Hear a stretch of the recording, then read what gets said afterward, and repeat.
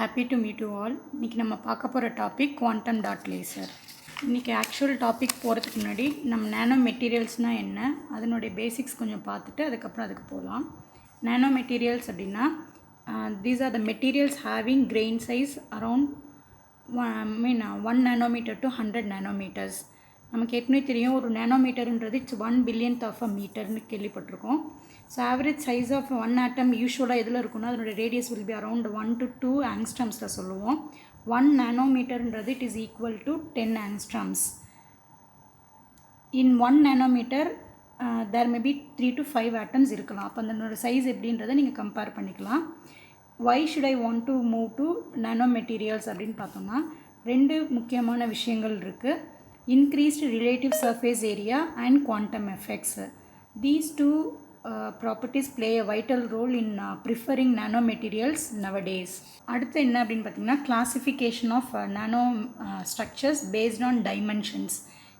டைமென்ஷனை வச்சு எப்படி பிரிக்கிறாங்க அப்படின்னு பார்த்தீங்கன்னா 0 dimensional nano material, 1 dimension, 2 dimensional, 3 dimensional சொல்லுவாங்க.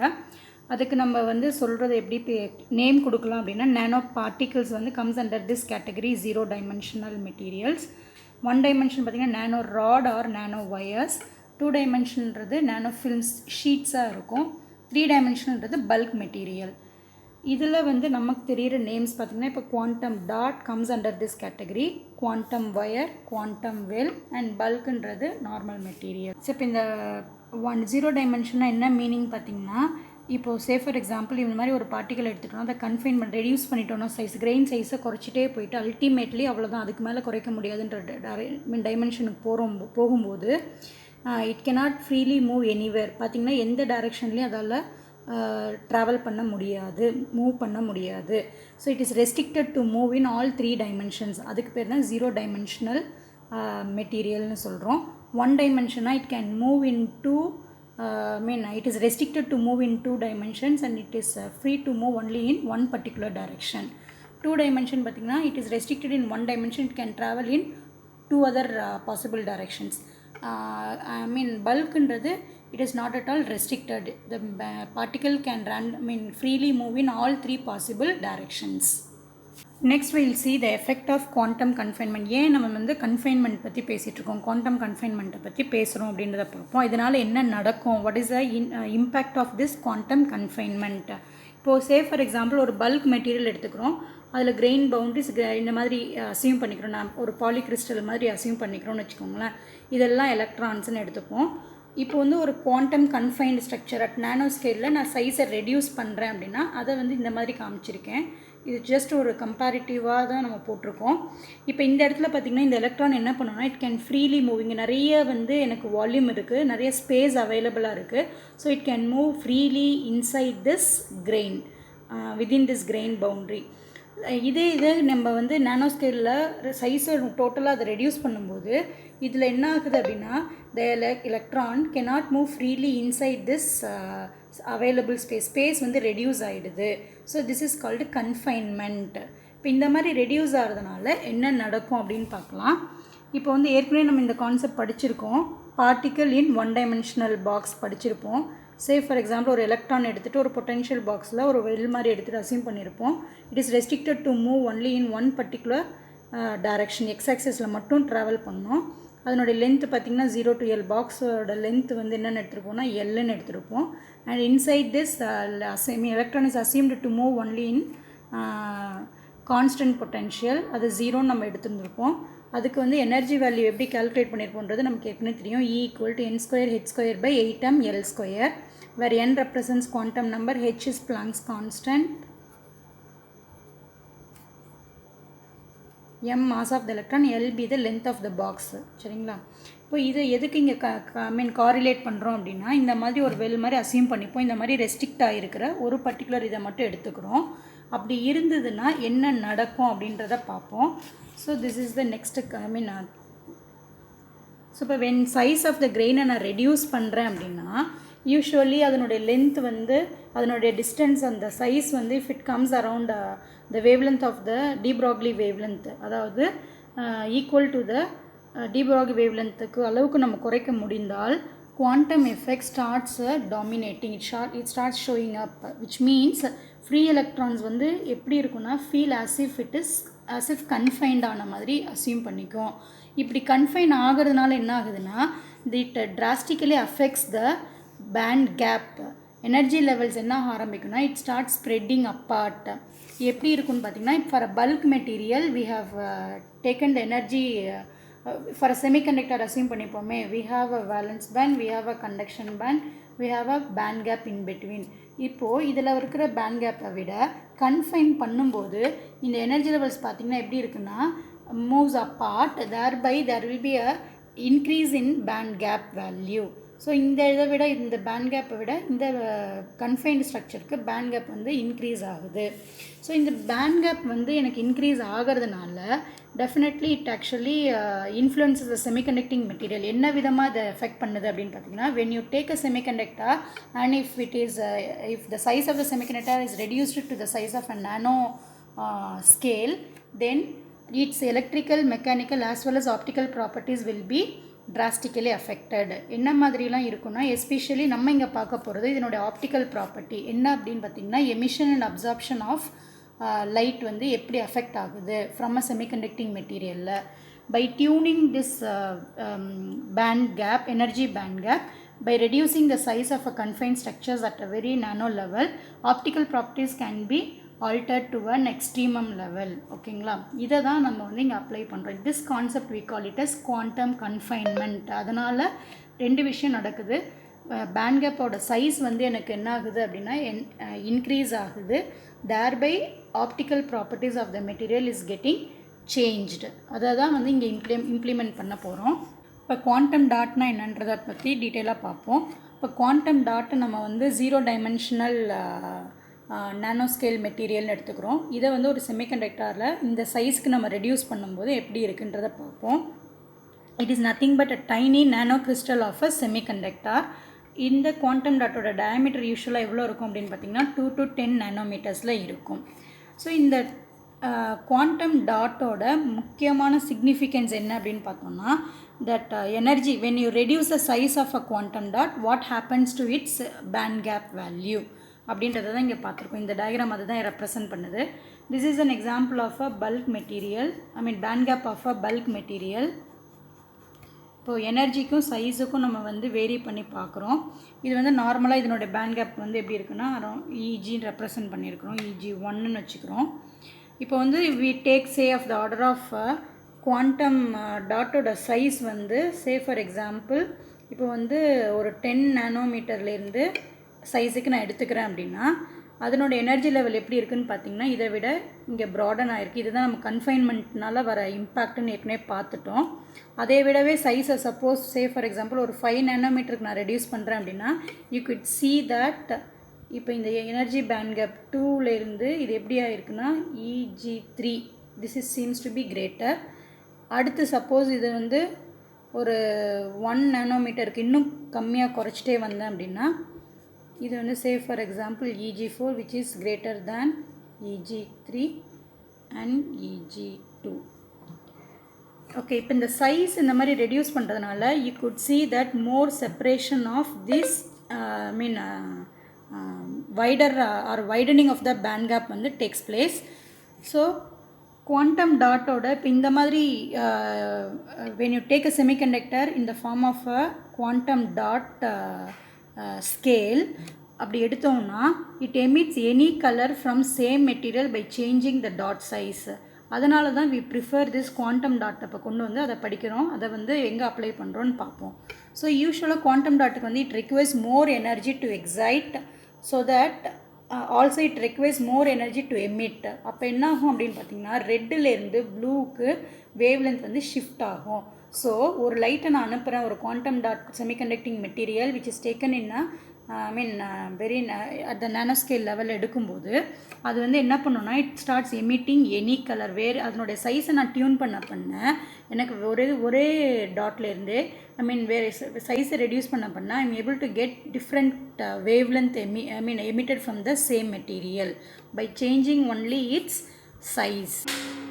when the size of the quantum dot வந்து reduce பண்ண எப்படி வந்து different colors வந்து emit ஆகுது அப்படின்றத இந்த வீடியோ கிளிப்பிங்கில் பார்க்கலாம்.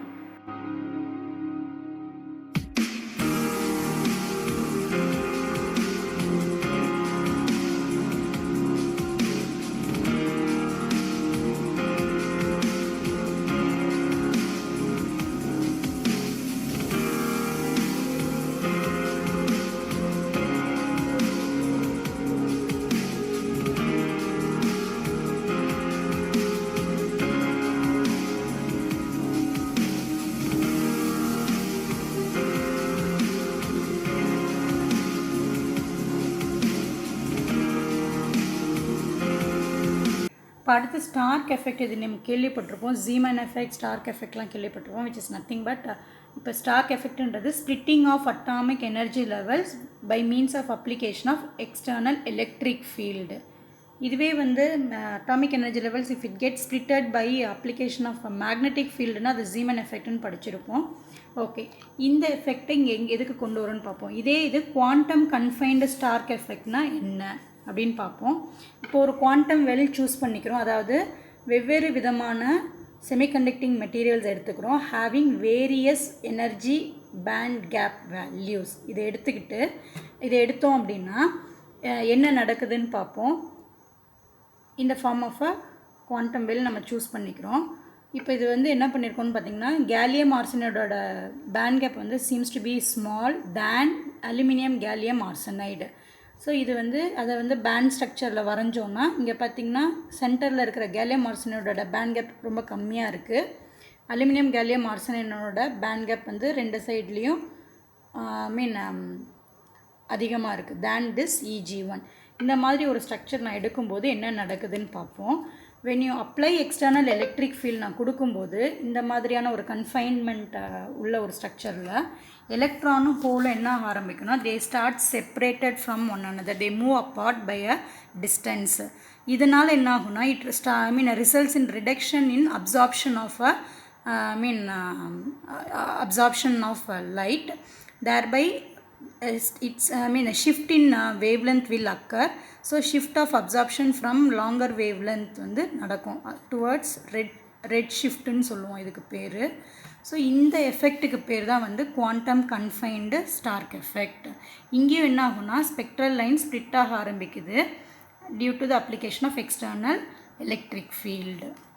இவ்வளோ நேரம் குவாண்டம் டாட்னா என்னென்னு பார்த்தோம் இல்லைங்களா, அதை யூஸ் பண்ணி ஒரு லேசர் வந்து டிவைஸ் ஃபேப்ரிகேட் பண்ணுறோம்.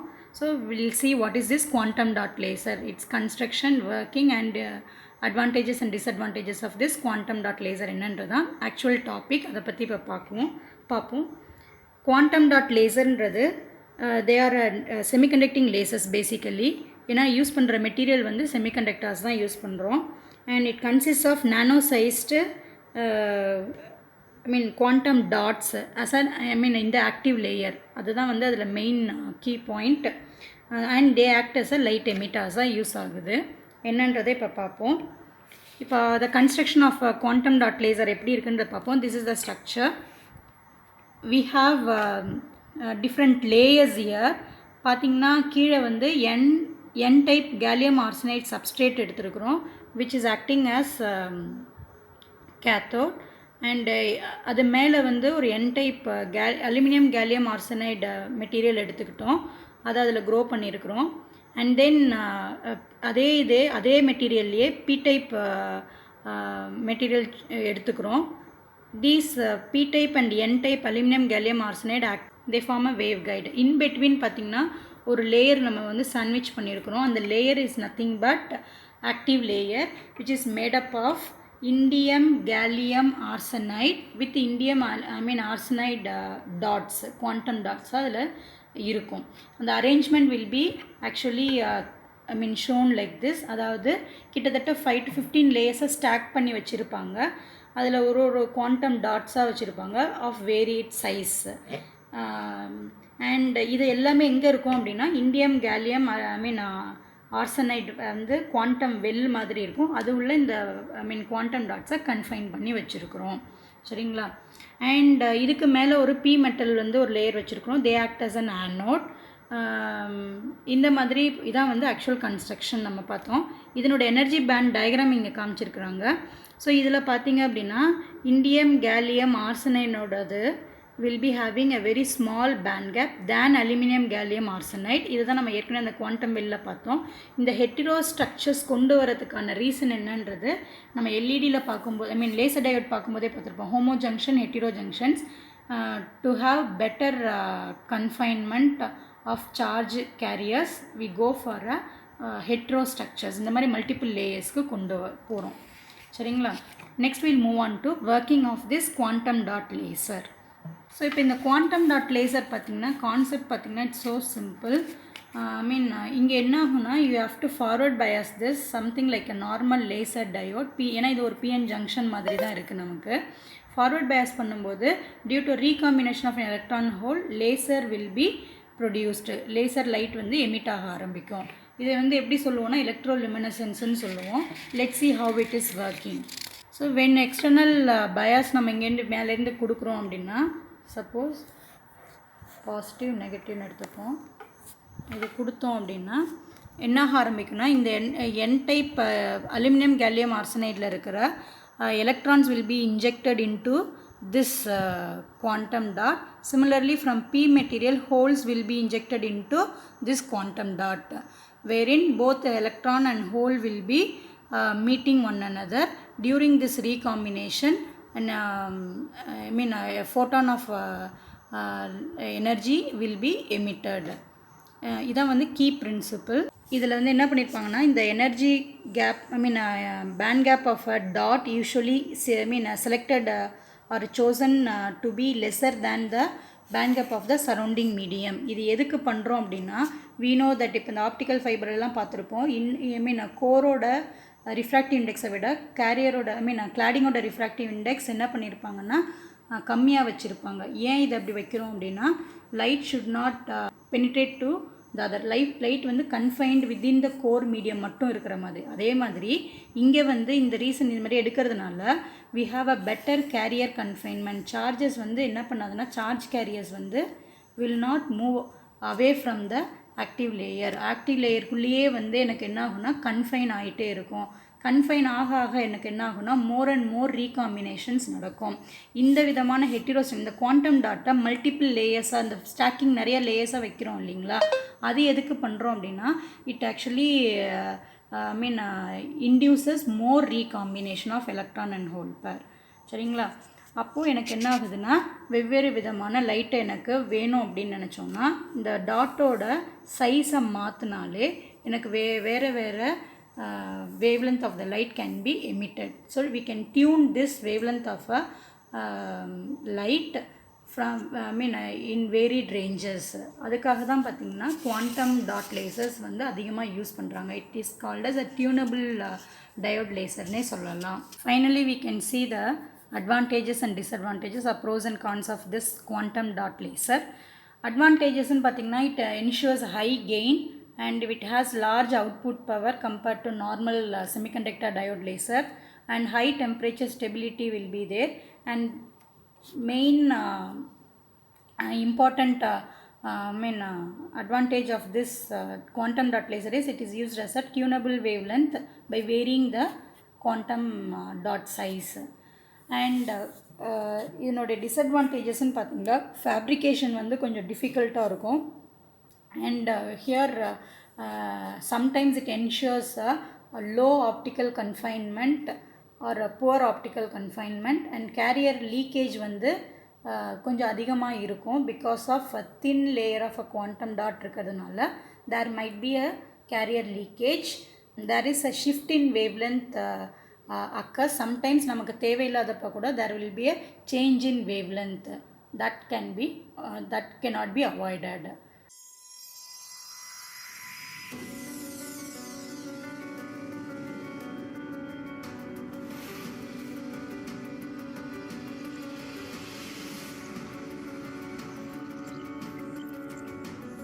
So next we'll list down some of the applications of a quantum dot laser.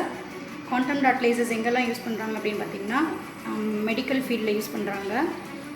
As an optical coherence டொமோகிராஃபியாக டிஸ்பிளே டெக்னாலஜிஸில் யூஸ் பண்ணிகிட்ருக்காங்க. Projection and as well as laser டிவியில் யூஸ் பண்ணுறாங்க. Spectroscopy and டெலிகம்யூனிகேஷன்ஸில் use பண்ணிகிட்ருக்கோம். Optical data கம்யூனிகேஷன்ஸ்லேயும் இதை அதிகமாக யூஸ் பண்ணுறாங்க.